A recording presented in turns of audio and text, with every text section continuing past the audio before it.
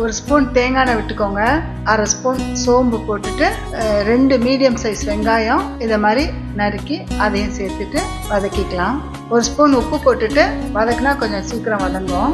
நம்ம சேனலை இதை வரைக்கும் சப்ஸ்கிரைப் பண்ணலைன்னா ப்ளீஸ் சப்ஸ்கிரைப் பண்ணிக்கோங்க. 2 ஸ்பூன் மல்லித்தூள், 1 ஸ்பூன் மிளகாத்தூள், 1/2 ஸ்பூன் கரம் மசாலா தூள் இதெல்லாம் போட்டு ஒரு கிளறிக்கலாம்.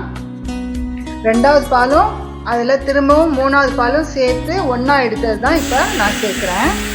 அதை ஊற்றி நல்லா கிளறிட்டு அது தேங்காய் பால் கொதித்து வெங்காயம் வேகட்டும். நம்ம அதுக்குள்ளால இங்கே வேக வச்சுருக்கோம்ல இந்த உருளைக்கிழங்கு, மீடியம் சைஸில் 3 உருளைக்கிழங்கு அதை நல்லா மசிச்சு வச்சுக்கலாம். மசிச்சு வச்சுருக்கோம்ல அந்த உருளைக்கிழங்கையும் இதில் சேர்த்துட்டு நல்லா கலந்து விடுங்க. இப்போ உப்பு சரி பார்த்துட்டு தேவைப்பட்டால் சேர்த்துக்கோங்க. எல்லாம் கொதித்து எல்லாம் சேர்ந்து பச்சை வாசனைலாம் போனதுக்கப்புறம் நம்ம தேங்காய் பால் எடுத்து வச்சுருக்கோம்ல அதை சேர்த்து கொஞ்சம் சூடாகி வரணும், நல்லா கொதிக்கணும்னு இல்லை. இப்போ கொத்தமல்லியை போட்டுட்டு நம்ம ஸ்டவ் ஆஃப் பண்ணிடலாம். 1 ஸ்பூன் தேங்காய் எண்ணெய் விட்டுட்டு கடுகு கொஞ்சம் போட்டுக்கோங்க. ஒரே ஒரு சின்ன துண்டு பட்டை போட்டுக்கோங்க, நல்லா வாசனையாக இருக்கும்.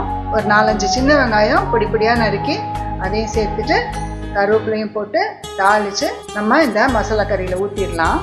அவ்வளோதான். பாருங்கள் எவ்வளோ குயிக்காக 4-5 பொருளை வச்சு தான் சூப்பராக ஒரு மசாலா கறி முடிஞ்சிருச்சு.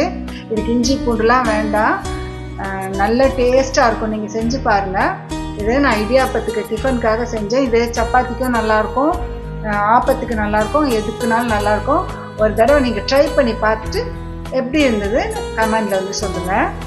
நிறைய கமெண்ட் யார் பண்ணுறாங்களோ அவங்களுக்கு கிஃப்ட்டு அடுத்த வருஷம் புது அடுக்கலையிலேருந்து உங்களுக்கு வந்து சேரும்.